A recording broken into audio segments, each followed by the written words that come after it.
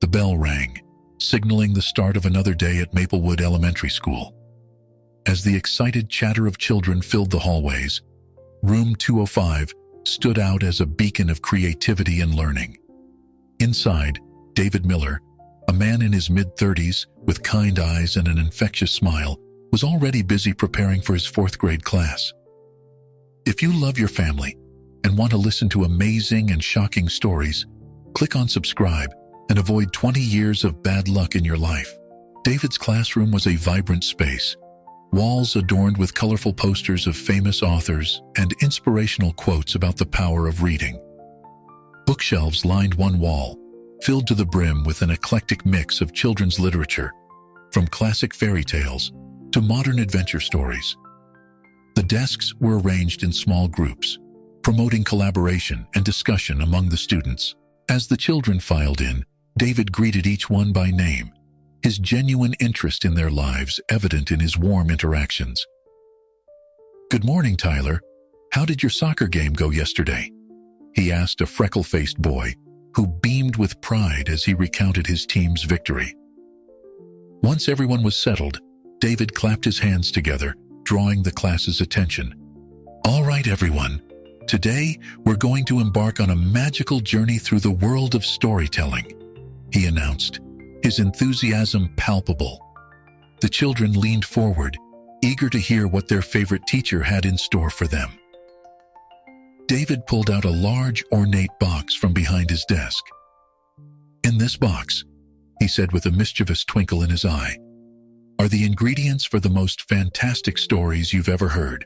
He opened the lid, revealing an assortment of random objects: a plastic dinosaur, a shimmering piece of fabric, a toy car, and a rubber duck, among other curiosities. "Each group will choose 3 items from this box," David explained. "Your challenge is to weave these objects into an original story. Remember, there are no limits to your imagination." The classroom buzzed with excitement as the students began to discuss potential plot lines and characters. As the groups worked, David moved from table to table, offering encouragement and gentle guidance. He crouched beside a shy girl named Emma, who was struggling to start her story. "Emma, what if the rubber duck was actually a secret agent?" he suggested softly. Emma's eyes lit up, and she began to scribble furiously in her notebook.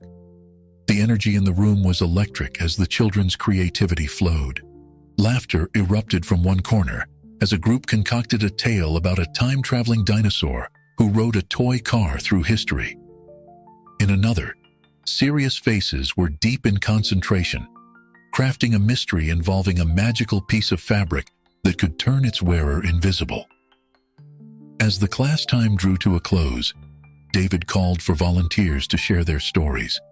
Hands shot up across the room, each child eager to present their imaginative creations. The first group told a hilarious adventure about a rubber duck superhero who saved the world from an evil toy car. The class erupted in giggles, and David beamed with pride at their inventiveness. When the final bell rang, the students groaned in disappointment, not wanting the fun to end. "Don't worry," David reassured them. "We'll continue our storytelling adventures tomorrow. And remember, keep those imaginations active." As the children packed up their belongings, chattering excitedly about their stories, David noticed Lucy Thompson lingering behind. Lucy, a small girl with glasses and a mop of unruly curls, had been quieter than usual during the activity.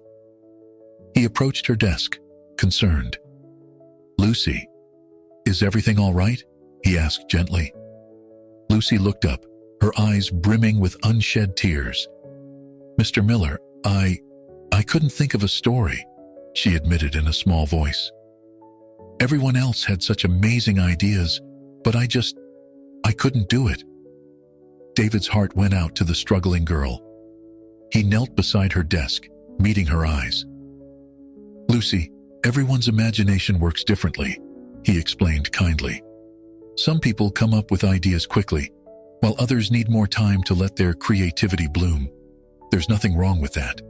He paused, considering for a moment before continuing. How about we work on it together after school? We can brainstorm some ideas and see where they take us. What do you say?" Lucy's face brightened slightly. "Really? You'd do that?" David nodded, smiling warmly. "Of course. That's what I'm here for, to help you discover the stories inside you." As Lucy left the classroom with a newfound spark of hope, David felt a sense of satisfaction. This was why he became a teacher, to ignite the flame of learning and creativity in young minds, especially those who needed a little extra support. Little did David know that this simple act of kindness would set in motion a chain of events that would challenge his career, his reputation, and the very fabric of the Maplewood community. As he tidied up the classroom, preparing for his after-school session with Lucy, he remained blissfully unaware of the storm brewing just beyond the school gates. The sun was setting over Maplewood Elementary as David sat with Lucy in the quiet classroom. The girl's brow furrowed in concentration as she sounded out words from a colorful storybook. "The big dog ran." Lucy read slowly, her finger tracing each word. "That's it, Lucy. You're doing great," David encouraged, his voice warm and patient. "Take your time with the next word.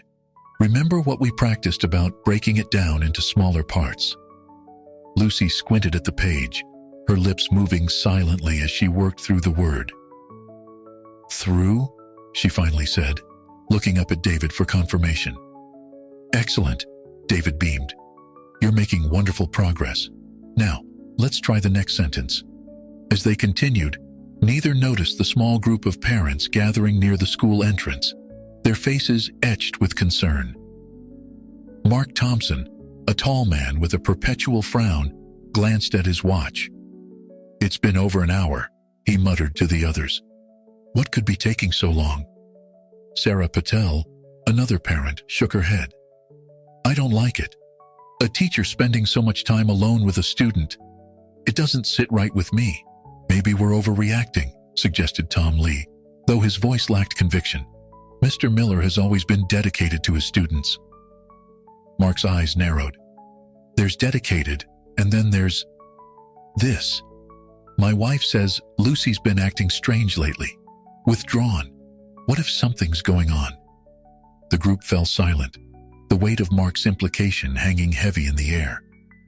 Inside, oblivious to the growing suspicion outside, David and Lucy wrapped up their session. "You did fantastic today, Lucy," David said, helping her pack her backpack. "Remember, reading is like building a muscle. The more you practice, the stronger you get." Lucy nodded, a small smile playing on her lips. "Thanks, Mr. Miller. I think I'm starting to get it." As they walked out, David noticed the group of parents. He waved politely, but was met with cold stares. Confused, he turned to Lucy. "Your dad's here. Have a great evening, and I'll see you tomorrow." Lucy scampered off to her father, who ushered her away quickly, throwing a suspicious glance back at David. The next day, the school bustled with activity as parents arrived for the scheduled parent-teacher conference. The atmosphere was tense, whispers and pointed looks following David as he made his way to his classroom. Inside, David greeted each set of parents warmly, discussing their children's progress and areas for improvement. However, he couldn't shake the feeling that something was off. Parents who had once been friendly now seemed guarded, their responses curt. As the evening wore on, David overheard snippets of conversation in the hallway. "I heard he keeps her after school almost every day. My son says he always singles her out in class. Do you think the principal knows?" David's heart sank as he realized the rumors were about him. He wanted to defend himself, to explain that he was simply trying to help a struggling student, but he knew that addressing the gossip directly might only fuel the fire. Meanwhile, across town, Lucy sat at her kitchen table, a half-eaten dinner growing cold in front of her. Her mother, Carol, rushed around the kitchen, phone pressed to her ear as she attempted to manage a work crisis. "No, Tell the client we can't push the deadline, Carol said, exasperation clear in her voice. We've already... Lucy, honey, please eat your vegetables. Lucy pushed her peas around the plate, her mind elsewhere. Mom, she said quietly, I think I'm getting better at reading. Carol, distracted by her call, nodded absently. That's nice, sweetie. Now, as I was saying about the project timeline, Lucy's shoulders slumped. She wanted to share her excitement, to tell her mom about the story she had started to read on her own. But as always, work seemed to come first. Mom, Lucy tried again, her voice a little louder. Mr. Miller says I'm making progress. He thinks if I keep practicing, I might be able to read at grade level soon. Carol lowered her phone for a moment, her expression a mix of surprise and concern. Mr. Miller, is he the one keeping you after school so often? Lucy nodded eagerly, not noticing her mother's frown. He's really nice, Mom. He doesn't make me feel dumb like some of the other teachers did. Carol's frown deepened. She remembered the whispers at the school gates, the concerned looks from other parents. Lucy, honey, does Mr. Miller ever make you feel uncomfortable? Lucy's brow furrowed in confusion. No, why would he? He just helps me read. Carol hesitated, torn between her daughter's apparent progress and the nagging worry in her gut. It's nothing, sweetie. I'm glad you're improving. Now, finish your dinner while I finish this call. As Carol turned away, returning to her work conversation, Lucy pushed her plate aside. She pulled out her book, determined to practice more, to show everyone that she wasn't stupid, that she could read just like the other kids. But as she opened the book, a tear splashed onto the page. Why didn't anyone seem to believe in her? Why couldn't they see how hard she was trying? In that moment, in the quiet of her kitchen, with her mother's work chatter in the background, Lucy made a silent vow. She would prove them all wrong. She would become the best reader in her class no matter what it took. And Mr. Miller, the only one who seemed to truly believe in her, would help her get there. Little did Lucy know that her determination, while admirable, would soon be at the center of a storm that would shake the foundations of Maplewood Elementary and test the bonds of trust within the entire community. The following day, Maplewood Elementary hummed with an undercurrent of tension. Mark Thompson strode purposefully through the main entrance, his jaw set with determination. He nodded curtly to the receptionist and made his way to Principal Angela Mercer's office. Angela, a woman in her early 50s with salt and pepper hair and a no-nonsense demeanor, looked up from her desk as Mark entered. Mr. Thompson, what can I do for you today? She asked, gesturing for him to take a seat. Mark sat down, leaning forward with his elbows on his knees. Ms. Mercer, we need to talk about David Miller, he said, his voice low and serious. Angela's eyebrows rose slightly. Mr. Miller, he's one of our most dedicated teachers. What seems to be the problem? Mark took a deep breath. I'm concerned about his relationship with my daughter Lucy, and I'm not the only parent who's noticed. As Mark detailed his concerns, mixing observed facts with rumors and speculation, Angela's expression grew increasingly troubled. She had known David for years and had always found him to be an exemplary educator. But as a principal, she couldn't ignore parent concerns, no matter how unlikely they seemed. I appreciate you bringing this to my attention, Mr. Thompson, Angela said carefully. I assure you, I'll look into the matter personally. After Mark left, Angela sat back in her chair, rubbing her temples. She buzzed her secretary. Please ask Mr. Miller to come to my office during his free period. Later that day, David knocked on the principal's door, his usual cheerful smile in place. You wanted to see me, Angela? Angela gestured for him to sit. David, we need to talk about your after-school sessions with Lucy Thompson. David's smile faded as he sensed the seriousness in her tone. Of course. Is there a problem? Angela chose her words carefully. Some parents have expressed concerns about the amount of time you're spending alone with Lucy. I know your intentions are good, David, but in today's climate, we need to be extra cautious. David's face paled as he realized the implications. Angela, surely you don't think I would never. Lucy needs help with her reading. That's all this is. I believe you, David, Angela said softly, but perception is everything. I think it would be best if you conducted these sessions in a more open setting, perhaps in the library with other teachers present. David nodded numbly, his mind reeling. As he left the office, he felt as if the ground had shifted beneath his feet. The very thing that made him an effective teacher, his dedication to his students, was now being viewed with suspicion. Meanwhile, in David's classroom, Lucy sat at her desk, staring blankly at the book in front of her. The words, which had begun to make sense just days ago, now seemed to swim before her eyes. She could feel the stares of her classmates, could hear their whispers. I heard she can't even read, one boy snickered to his friend. No wonder Mr. Miller has to give her special attention, another replied. Lucy's cheeks burned with shame. She wanted to disappear, to sink into the floor and never come back. When the bell rang for recess, she remained in her seat, pretending to be engrossed in her book.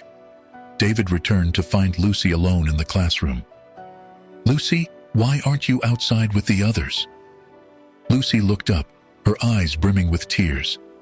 Mr. Miller, is it true? Am I stupid? David's heart broke at her words. He knelt beside her desk, his voice gentle but firm. Lucy Thompson, you listen to me. You are not stupid, not even a little bit. You have a beautiful, creative mind, and you're working harder than anyone I know to overcome your challenges. Lucy sniffled, wiping her nose with her sleeve. But everyone says, and my dad, he doesn't want me to stay after school anymore. David sighed, realizing the impact the rumors were having on his young student. Lucy, sometimes adults, we make mistakes, we worry too much, or we misunderstand things. But that doesn't change who you are or what you're capable of. He paused, considering his next words carefully. How about this? Instead of our after-school sessions, why don't you join the reading club in the library? There'll be other students there, and Mrs. Patel will be supervising. We can still work on your reading, but in a way that makes everyone feel more comfortable. Lucy nodded slowly, but David could see the light in her eyes had dimmed. As she gathered her things to head out to what remained of recess, David called out, Lucy, remember, giving up is not an option. We'll find a way through this, I promise. But as Lucy walked away, her shoulders slumped in defeat. David couldn't shake the feeling that he had let her down somehow. He had always believed that, as a teacher, his primary responsibility was to his students. Now he found himself navigating a minefield of adult fears and suspicions, all while trying to keep a promising young mind from giving up on herself. As the day wore on, David could feel the weight of scrutiny from all sides. Colleagues who had once been friendly now gave him a wide berth. Parents picking up their children eyed him warily. Even the students seemed to sense that something was off, their usual exuberance muted in his presence. At the end of the school day, David watched as Lucy trudged toward the exit, her backpack seeming to weigh her down. He wanted to call out to her, to offer some words of encouragement, but he hesitated, acutely aware of the eyes on him. As he turned back to his empty classroom, David couldn't help but wonder. In trying to protect themselves from imagined threats, had the adults of Maplewood inadvertently created a real one? And more importantly, how could he continue to be the teacher his students needed when the very essence of his teaching style was now under suspicion? Little did David know, this was just the beginning of a challenge that would test not only his teaching abilities, but also his resolve, his integrity, and the very foundations of trust within the Maplewood community. The following week brought a noticeable chill to Maplewood Elementary. David Miller walked the hallways, feeling the weight of suspicious glances and hushed whispers. Despite the growing tension, he was determined to continue teaching with the same passion and dedication that had always defined his career. As he entered his classroom, David's eyes immediately fell on Lucy's empty desk. His heart sank, realizing she hadn't been in school for 3 days now. The vibrant energy that usually filled the room seemed dulled, as if the students could sense the unspoken tension surrounding their teacher. David cleared his throat, pushing aside his concerns to focus on the day's lesson. "All right, class. Today we're going to explore the power of storytelling. Can anyone tell me why stories are important?" A few tentative hands rose. David nodded encouragingly at Emily, a usually outspoken student who now seemed hesitant. They're fun?" she offered quietly. "That's right, Emily. Stories are fun," David agreed, his voice warm. "But they're also so much more. Stories help us understand the world around us. They teach us empathy, and they allow us to dream of what could be. In fact..." David's words were interrupted by a soft knock at the door. To his surprise, Lucy stood there, looking small and uncertain. "I'm sorry I'm late, Mr. Miller," she mumbled, her eyes fixed on the floor. "Not at all, Lucy. We're glad you're here," David said, gesturing for her to take her seat. As Lucy made her way to her desk, David noticed the other students watching her, some with curiosity, others with poorly concealed smirks. Determined to redirect their attention, David continued with renewed enthusiasm. "As I was saying, stories have the power to change lives. Today, we're going to create our own stories. I want each of you to think about a dream you have, something you wish could happen in the future. That's going to be the foundation of your story." As the class began to work, David moved among the desks, offering encouragement and guidance. When he reached Lucy's desk, he found her staring blankly at her paper. "Having trouble getting started, Lucy?" he asked gently. Lucy looked up, her eyes filled with a mixture of frustration and defeat. "I can't do it, Mr. Miller. I can't write a story if I can't even read properly." David knelt beside her desk, making sure to maintain a respectful distance. "Lucy, do you remember when we talked about everyone having a story inside them? That includes you. You don't need perfect reading skills to have a great imagination. Why don't you tell me your idea, and I'll help you write it down?" For the next few minutes, David listened as Lucy hesitantly shared her dream of becoming a famous author, writing stories that would make people laugh and cry. As she spoke, her voice grew stronger, her eyes lighting up with passion. "That's a wonderful dream, Lucy," David said, smiling. "And you know what? I believe you can make it come true. It might take hard work, but I've seen how determined you are. Don't ever let anyone tell you that you can't do something." As Lucy began to write, David noticed Mark Thompson standing in the hallway, watching through the classroom window with a frown. Suppressing a sigh, David returned to the front of the class, acutely aware of the scrutiny he was under. Meanwhile, across town, Mark Thompson sat in his home office, staring at his computer screen. He had spent the last few days reaching out to former students of Maplewood Elementary, determined to uncover the truth about David Miller. Most of the responses had been positive, with former students praising David's teaching methods and his ability to inspire a love of learning.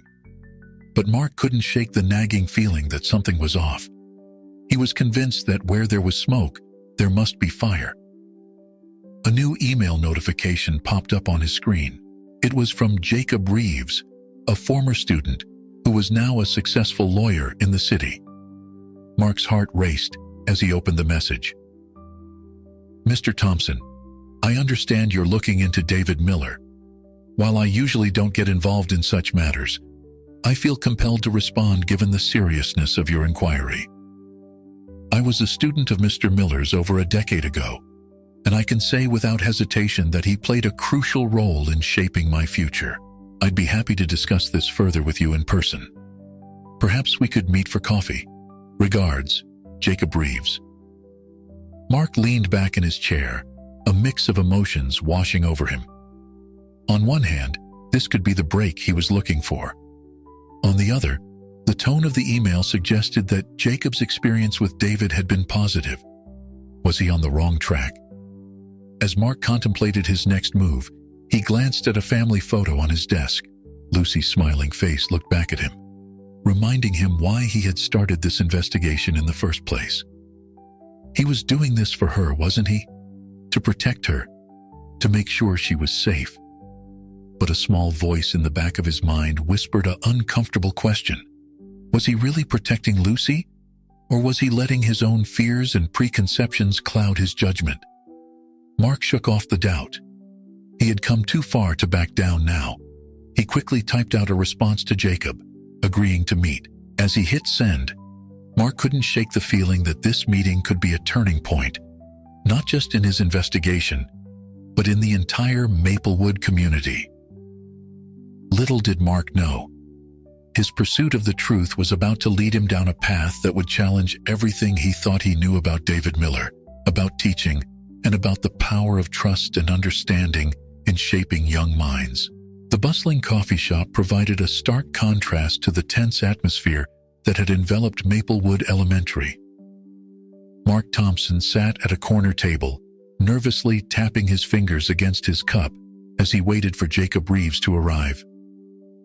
When Jacob walked in, Mark was surprised by his youthful appearance.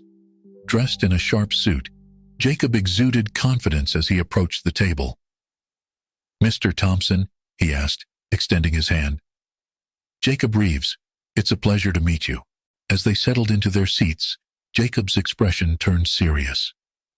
"Before we begin, Mr. Thompson, I want to make something clear. I agreed to this meeting out of respect for Mr. Miller and concern for the community. I hope you understand that my goal here is to get to the truth, whatever that may be." Mark nodded, feeling a mix of anticipation and apprehension. "That's all I want too, Mr. Reeves, the truth." Jacob leaned back, his eyes studying Mark intently. "Tell me, Mr. Thompson, what exactly are your concerns about David Miller?" For the next few minutes, Mark laid out his suspicions, the rumors he'd heard, and his worries about Lucy's well-being. As he spoke, he noticed Jacob's expression shift from neutral to concerned, then to something that looked almost like disappointment.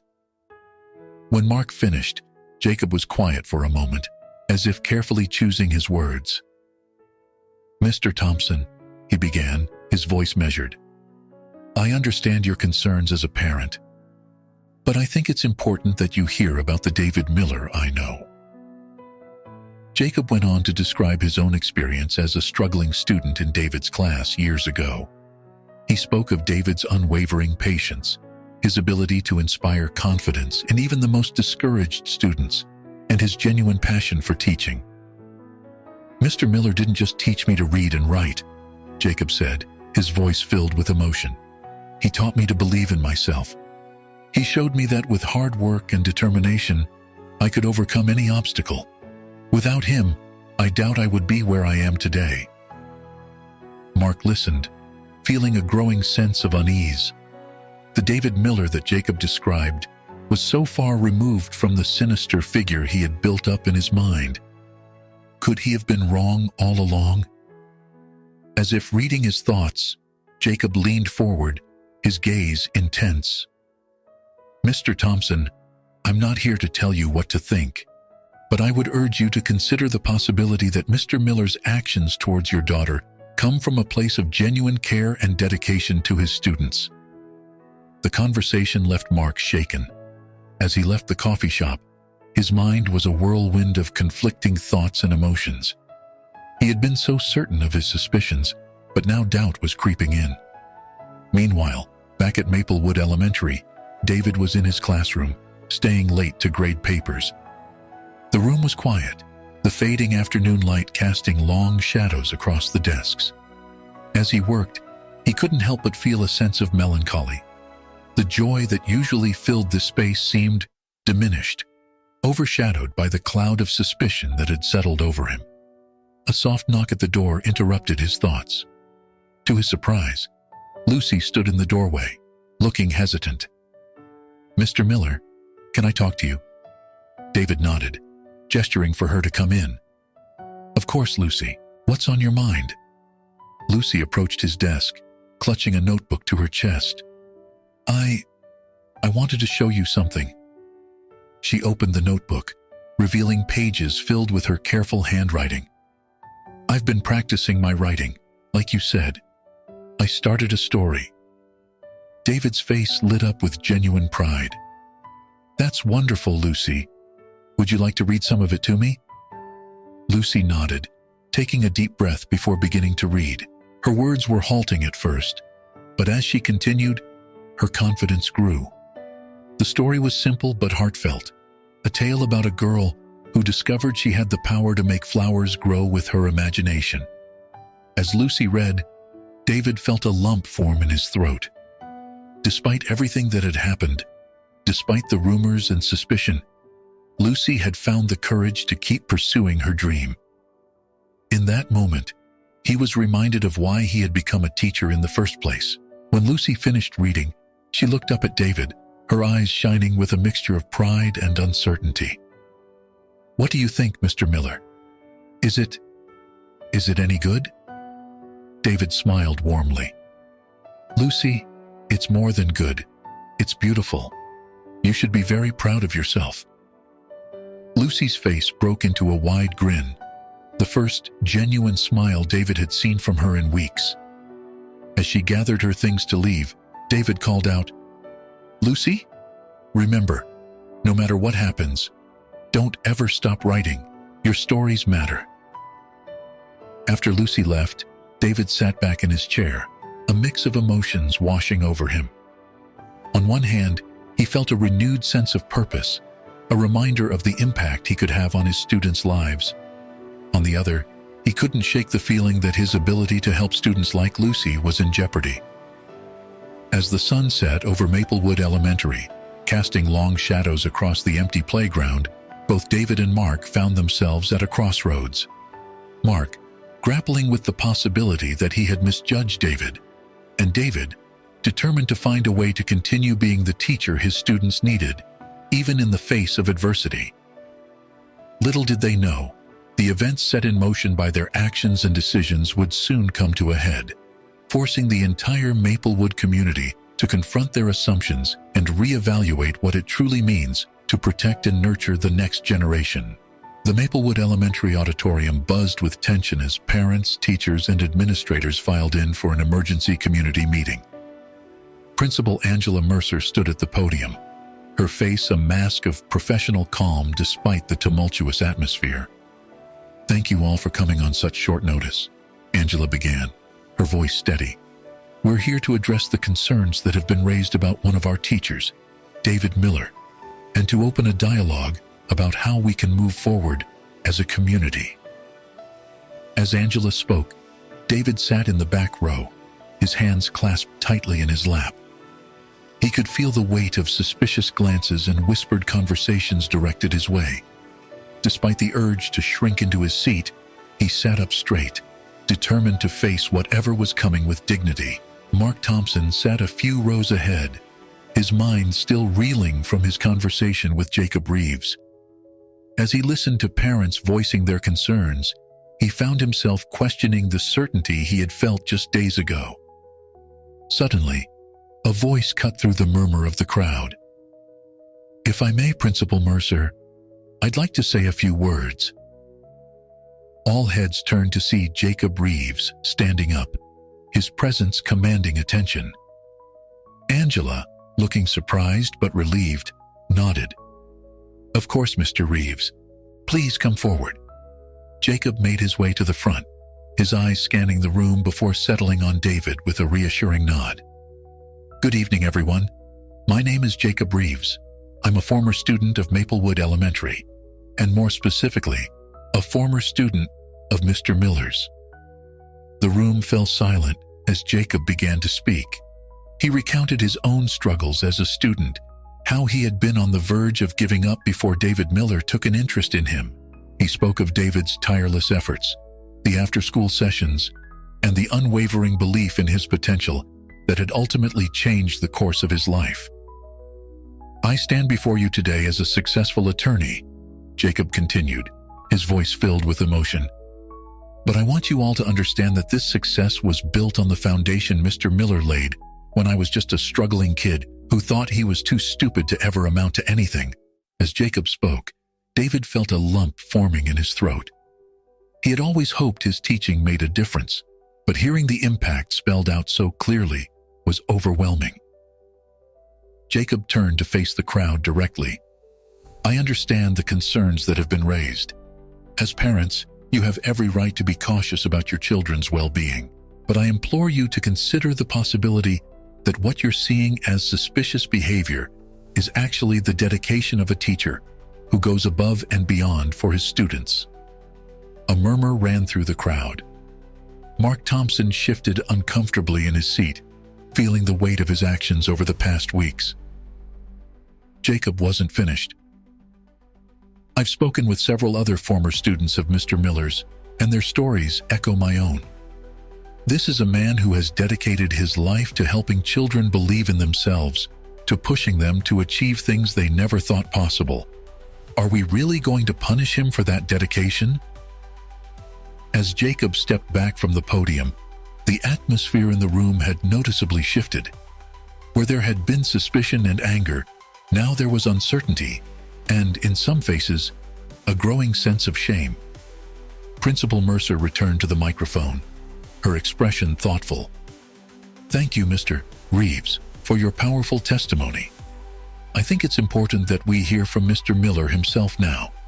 David, would you like to address the community?" All eyes turned to David as he slowly made his way to the front of the room. As he reached the podium, he took a deep breath, his gaze sweeping across the faces of parents he had known for years, colleagues he had worked alongside, and in the back, a small group of his current students, including Lucy Thompson. "I became a teacher," David began, his voice soft but steady, "because I believe that every child has potential. Every child has a story to tell, a dream to pursue, a future to build. My job, as I see it, is not just to teach reading and writing, but to help my students discover their own strength, their own voice." He paused, his eyes finding Lucy in the crowd. "When I work with a student after school, or give them extra attention in class, it's not because I have any ulterior motive. It's because I see a child who needs help believing in themselves. I see potential waiting to be unlocked." David's voice grew stronger as he continued. "I understand the fears and concerns that have been raised. As a community, we should always be vigilant about our children's safety. But I ask you to consider whether that vigilance has turned into something that's actually hurting the very children we're trying to protect. Are we creating an environment where teachers are afraid to truly engage with their students? Where a child who needs extra help is left to struggle because everyone is too afraid of how it might look?" As David spoke, the room remained silent, many parents and teachers nodding slowly as his words sank in. "I love teaching," David concluded, his voice thick with emotion. "I love watching a child's eyes light up when they finally grasp a difficult concept, or when they realize they're capable of more than they ever imagined. That's why I do what I do, and if you'll let me, I'll continue to do it with every ounce of dedication I have." As David stepped back from the podium, the silence in the room was broken by a single person starting to clap. Others joined in, and soon the auditorium was filled with applause. David looked out at the sea of faces, seeing tears in some eyes and nods of understanding in others. Principal Mercer returned to the microphone, a smile on her face for the first time that evening. "Thank you, David. I think I speak for many of us when I say that your words have given us a lot to think about. Now, let's open the floor for discussion on how we can move forward as a community, supporting our teachers while ensuring the safety and well-being of our children. As the meeting continued, with parents and teachers alike sharing their thoughts and concerns, there was a palpable sense that a corner had been turned. The suspicion that had hung over Maplewood Elementary for weeks was beginning to lift, replaced by a renewed appreciation for the dedication of educators like David Miller. In the back of the room, Lucy Thompson sat with wide eyes, a spark of hope rekindled in her heart. For the first time in weeks, she felt like maybe, just maybe, she could start dreaming big again. The weeks following the community meeting brought a gradual but noticeable shift in the atmosphere at Maplewood Elementary. The tension that had permeated the halls began to dissipate, replaced by a renewed sense of trust and cooperation between parents, teachers, and students. For David Miller, the change was both a relief and a challenge. While he was grateful for the restored faith in his teaching methods, he felt an added pressure to prove that the community's trust was well placed. He threw himself into his work with renewed vigor, determined to make every lesson count. One sunny afternoon, as the school day was winding down, David noticed Lucy lingering after class, clutching a familiar notebook to her chest. "Mr. Miller," she said hesitantly, "I was wondering, could I read my story to the class? The one I've been working on?"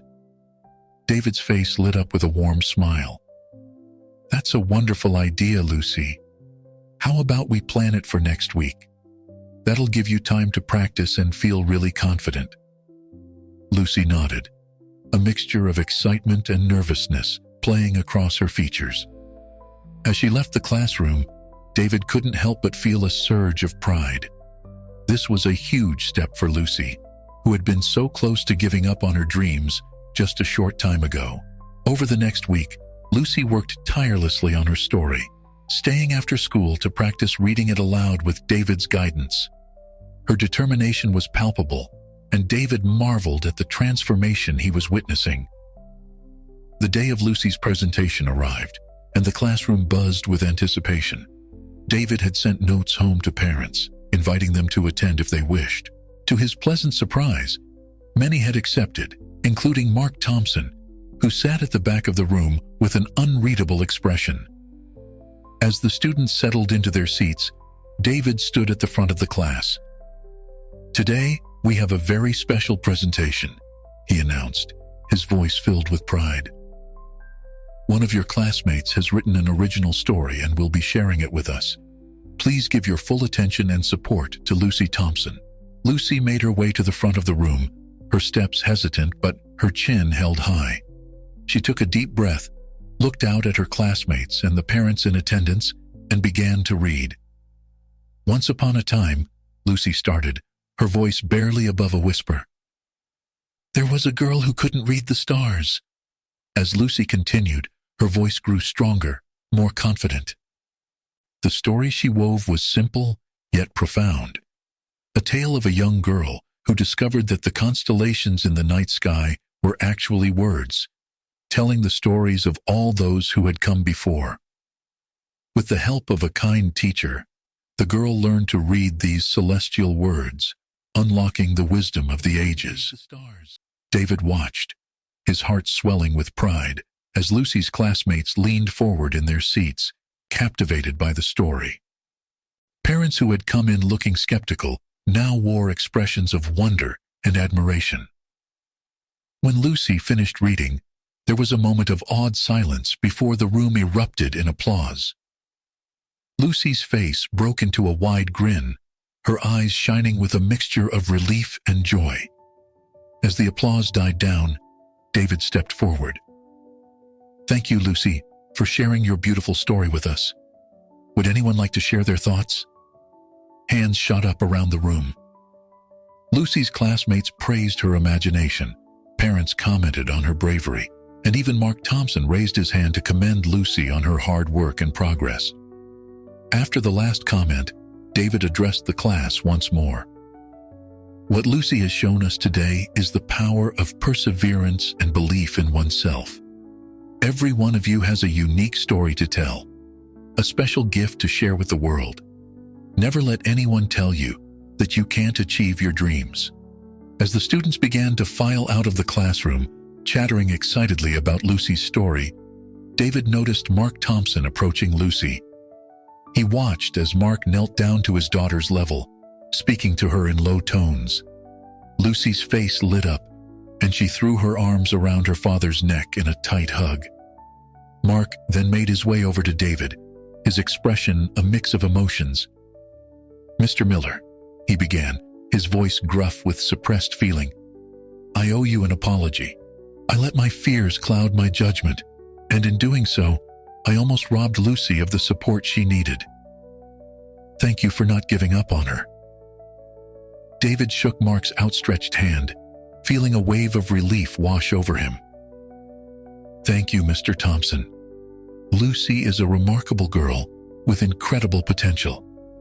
I'm just glad I can play a part in helping her realize that potential." As the last of the parents and students left the classroom, David sat at his desk, reflecting on the events of the day. He thought about Lucy's story, about the girl who learned to read the stars. In many ways, he realized that was what teaching was all about, helping children see the magic in the world around them and in themselves. The journey had been difficult, fraught with misunderstandings and suspicion, but as David looked out at the empty classroom, he felt a renewed sense of purpose. He had weathered the storm, and in doing so, had not only preserved his ability to teach, but had also helped bridge the gap between parents, teachers, and students. As the afternoon sun streamed through the classroom windows, David began to plan for tomorrow's lesson, his heart full of hope for the future, not just for Lucy, but for all the students whose lives he had the privilege of touching. The success of Lucy's presentation marked a turning point for Maplewood Elementary. In the days that followed, there was a palpable shift in the school's atmosphere. The cloud of suspicion that had hung over David and the teaching staff began to lift, replaced by a renewed sense of trust and collaboration. One morning, as David was setting up his classroom for the day, he heard a knock at the door. To his surprise, he found a group of parents waiting outside, led by Mark Thompson. "Mr. Miller," Mark began, his voice tinged with a mix of embarrassment and determination, "we wanted to talk to you about something important." David invited them in, curious and slightly apprehensive. As the parents settled into the student desks, looking comically large in the small chairs, Mark continued. "After Lucy's presentation, many of us realized we had lost sight of what's truly important: our children's education and well-being. We've been talking, and we want to make things right." Another parent, Sarah Patel, spoke up. "We were so focused on protecting our kids that we didn't realize we were actually hurting them by creating an environment of fear and mistrust." David listened, touched by their words, but unsure of where this was leading. "I appreciate you saying that," he said carefully. "What did you have in mind?" Mark smiled, the first genuine smile David had seen from him in months. "We want to start a new initiative, a partnership between parents and teachers. We're calling it the Bridge the Gap program." The parents took turns explaining their idea. The program would involve regular meetings between parents and teachers, classroom volunteering opportunities, and workshops where teachers could share their teaching methods and parents could learn how to better support their children's learning at home. "We want to turn what happened into something positive," Sarah explained. "By working together, we can create a stronger, more supportive environment for our kids." David felt a lump form in his throat. This was more than he could have hoped for. "That sounds wonderful," he managed to say. "I would be honored to be part of this initiative." As the parents left, energized by their plans, David couldn't help but feel a sense of vindication. The ordeal he had been through, while painful, had led to something truly positive for the entire school community. Over the next few weeks, the Bridge the Gap program began to take shape. Parents who had once been David's harshest critics were now some of his strongest supporters, eagerly volunteering in classrooms and attending workshops. One afternoon, as David was wrapping up a particularly successful parent-teacher workshop on encouraging reading at home, he noticed Lucy standing shyly at the back of the room with her father. "Mr. Miller," Lucy said, approaching his desk with newfound confidence, "I have something to show you." She handed him a crisp white envelope. David opened it to find a flyer advertising a young authors competition at the local library. "I want to enter my story," Lucy announced, her eyes shining with determination. "Will you help me polish it?" "Of course, Lucy," David replied, his heart swelling with pride. "I'd be honored." As Lucy and her father left, chatting excitedly about the competition, David reflected on how far they had all come.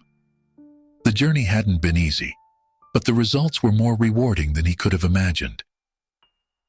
Later that evening, as David was packing up to leave, Principal Mercer stopped by his classroom. "David," she said, a warm smile on her face, "I wanted to let you know that the school board has taken notice of our Bridge the Gap program. They're considering implementing it district-wide." David's eyes widened in surprise. "That's incredible news, Angela." She nodded, her expression turning serious. "It's all thanks to you, David. Your dedication to your students, even in the face of adversity, has inspired real change. You should be proud."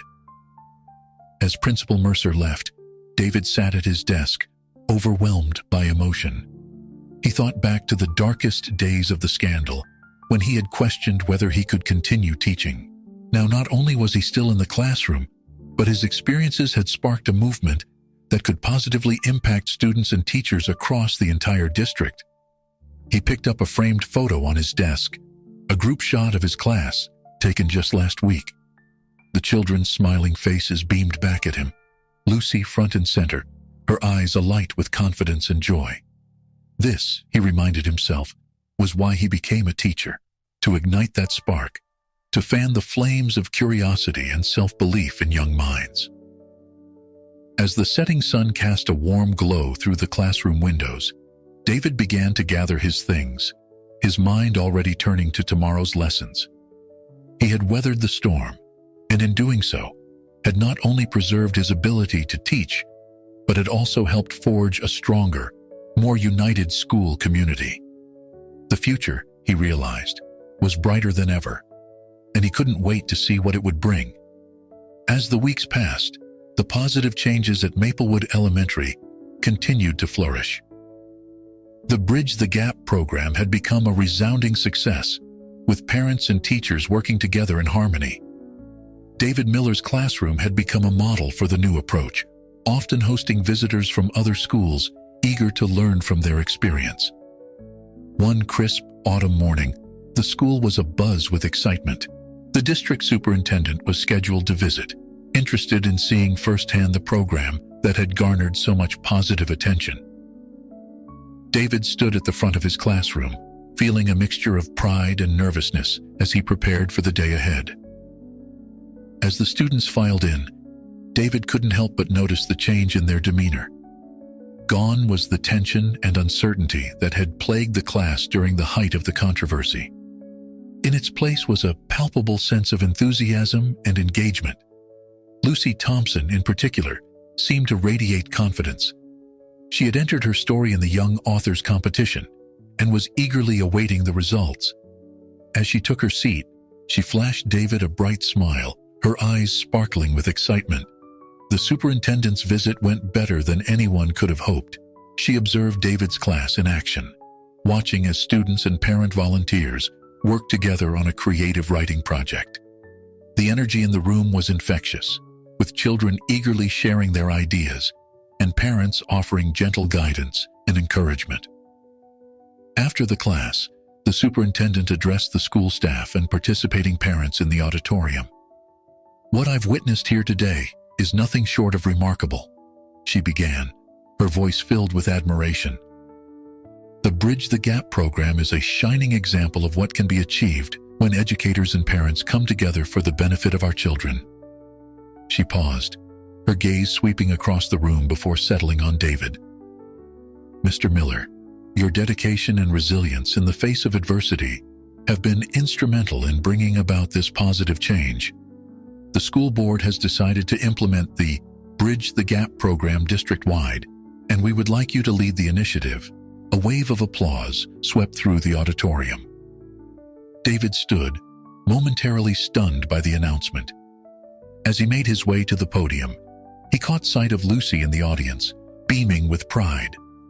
Her transformation from a struggling, insecure student to a confident, aspiring writer was a testament to the power of belief and perseverance. "Thank you, Superintendent," David began, his voice thick with emotion. "This program's success is a result of our entire community coming together. It proves that when we put aside our fears and misconceptions and focus on what truly matters, our children's well-being and education, we can achieve amazing things." As David continued his speech, outlining his vision for expanding the program, he felt a sense of fulfillment, unlike anything he had experienced in his teaching career. The challenges he had faced, the doubts that had plagued him, all seemed worth it in light of what they had achieved. The day ended on a high note, with staff, parents, and students alike riding a wave of optimism. As David was packing up his things, preparing to leave for the day, he noticed an envelope on his desk that hadn't been there before. Curious, he opened it to find a letter inside. The letter was from Lucy, thanking him for believing in her when she didn't believe in herself. She wrote about how his encouragement had given her the confidence to pursue her dream of becoming a writer, and how she hoped to inspire others the way he had inspired her. David felt a lump form in his throat as he read Lucy's heartfelt words. This, he realized, was the true measure of a teacher's impact, not in test scores or accolades, but in the lives touched and the dreams ignited. As he placed the letter carefully in his bag, David's eyes fell on the classroom's bulletin board. It was covered with stories, poems, and artwork created by his students, each piece a testament to their growth and creativity. In the center was Lucy's original story, the one she had bravely read to the class, surrounded by encouraging notes from her classmates. David smiled, feeling a deep sense of pride and purpose. He had entered teaching to make a difference, and despite the challenges he had faced, he knew he was doing just that. As he turned off the lights and closed the classroom door, he felt ready to tackle whatever challenges lay ahead, knowing that with understanding, perseverance, and community support, anything was possible. Little did David know, as he walked out of Maplewood Elementary that evening, that a new challenge was about to emerge, one that would test the strength of the bonds they had all worked so hard to build. The following Monday morning, David arrived at Maplewood Elementary earlier than usual, energized by the recent successes and eager to start planning the district-wide implementation of the Bridge the Gap program. As he approached the school entrance, he noticed Principal Mercer waiting for him, her expression unusually grave. "David, we need to talk," she said, her voice low and urgent. "There's been a development." Once inside her office, Angela handed David a letter. "This arrived anonymously over the weekend. I thought you should see it before we decide how to proceed." With a growing sense of unease, David began to read. The letter contained vague but unsettling allegations about his past behavior at a previous school. It hinted at impropriety without providing any concrete details, but the implications were clear and damaging. David felt the blood drain from his face. "Angela, this is completely false. I would never." Angela held up a hand, her expression softening. "I know, David. I believe you. But given our recent history and the high-profile nature of the Bridge the Gap program, we can't ignore this." As they discussed their options, David's mind raced. Just when everything seemed to be going so well, just when the community had finally come together, this threat emerged from the shadows. He couldn't help but wonder who might be behind it and why they would want to derail the progress they'd made. Throughout the day, David struggled to maintain his usual enthusiasm in class. He could sense his students picking up on his distraction, particularly Lucy, who kept shooting him concerned glances. After school, David met with Angela and the school's legal counsel to discuss their next steps. They decided to be proactive, calling for an emergency meeting with the parent-teacher committee to address the letter head-on. The meeting was tense, with parents and teachers alike visibly uncomfortable.